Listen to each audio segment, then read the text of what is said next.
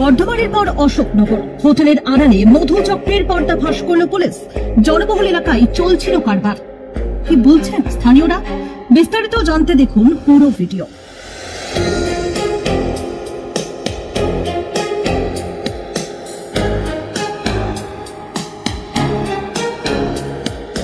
আরো এক মধুচক্রের পর্দা ফাঁস করল পুলিশ।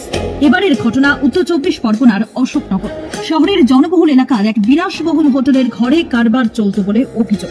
পুলিশ হানা দিতেই পাকড়াও ছয়, যার মধ্যে দুজন মহিলাও রয়েছে।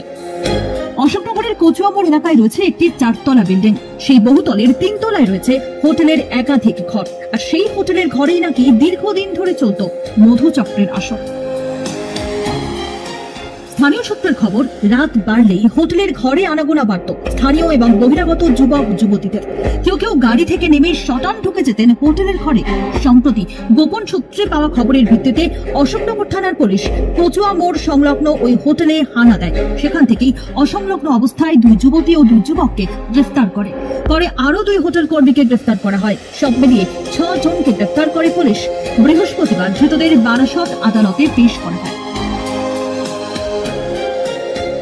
কিভাবে শহরের প্রাণ কেন্দ্রে এত বড় চক্র চলছিল তা এখনো বুঝে উঠতে পারছেন না এলাকার বাসিন্দারা।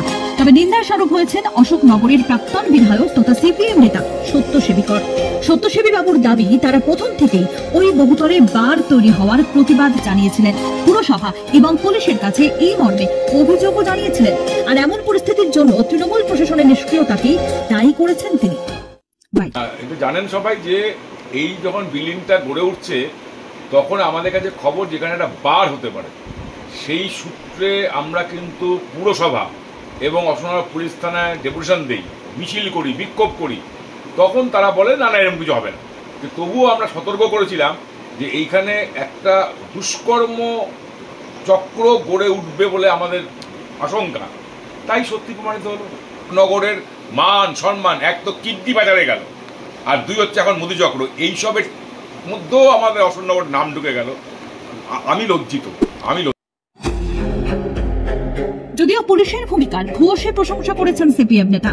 বিরোধী পক্ষ স্থানীয় প্রশাসনের দিকে অভিযোগের আঙুল তুললেও উত্তর 24 পরগনা জেলা পরিষদের মেন্টর ধীমান রায় অবশ্য এর দায় নিতে নারাজ। তার স্পষ্ট জবাব, তৃণমূল কখনোই কোনো অসামাজিক কাজকে প্রশ্রয় দেয় না। পশ্চিমবঙ্গ সরকারের পুলিশই এই অসামাজিক কাজ আটকেছে। কি বলতে চান? আমার দল কখনোই এই জিনিসকে সমর্থন করে না। আমার দল তৃণমূল কংগ্রেস সবসময় অন্যায়ের বিরুদ্ধে প্রতিবাদ করে এবং প্রতিবাদ করে এসছি। ছোটবেলা থেকেই আমরা তা করে এসছি।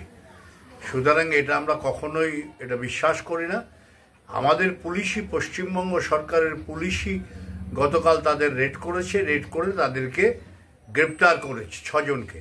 সুতরাং আইনের মতো করে চলবে। যদি কোনো অন্যায় কেউ করে থাকেন নিশ্চয়ই তার বিরুদ্ধে প্রশাসন ব্যবস্থা নেবেন, এবং আমি বিশ্বাস করি এই অন্যায় কখনোই আমরা বরদাস্ত করব না। তদন্তের স্বার্থে হোটেলের বেশ কয়েকটি রুম সিল করে দিয়েছে পুলিশ। শুরু হয়েছে তদন্ত। সম্প্রতি বর্ধমানের নবাবহাটেও হোটেলের আড়ালে মহিলাদের নিয়ে দেহ ব্যবসা চালানোর অভিযোগ ওঠে হোটেল মালিকদের বিরুদ্ধে।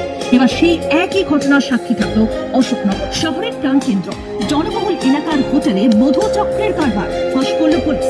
পুলিশের তৎপরতায় একের পর এক মধুচক্রের হদিশ মিলছে রাজ্যে। সামনে আসছে চমকে দেওয়া তথ্য। কেন বাড়ছে এই রঙিন কারবারের রমনামা? ফাঁক কোথায়? মতামত জানান কমেন্ট বক্সে। আরো এমন লেটেস্ট খবরের আপডেট পেতে সাবস্ক্রাইব করুন আমাদের ইউটিউব চ্যানেল অথবা ফলো করুন আমাদের ফেসবুক পেজ। দেখতে থাকুন নজরে কলকাতা। এখন নজরে বন্দি কলকাতা।